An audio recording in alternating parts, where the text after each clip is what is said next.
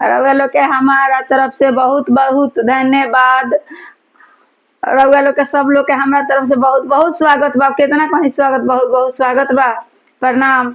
एगो रउआ लोग के हम लड़का होखेला गांव में त खिलौना गावाला नु तो बहुत सुंदर लागेला। तो उहे रउआ के हम खिलौना गा के हम सुनावत तनी। खिलाओ बाबू, खिलाओ भाभी हलवा, बेटा हुआ है। खिलाओ भाभी हलवा, बेटा हुआ है।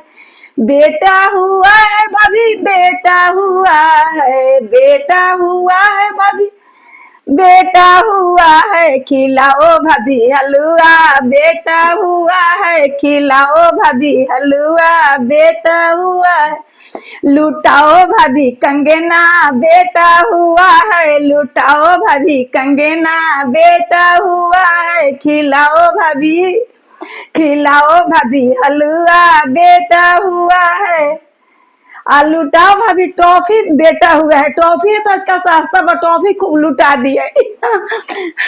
केंगती तो मिठाई ना लुटा पाई लोग, सब भुइया में अथी बा लसरा जाई, लेकिन टॉफी लुटावल जाइए।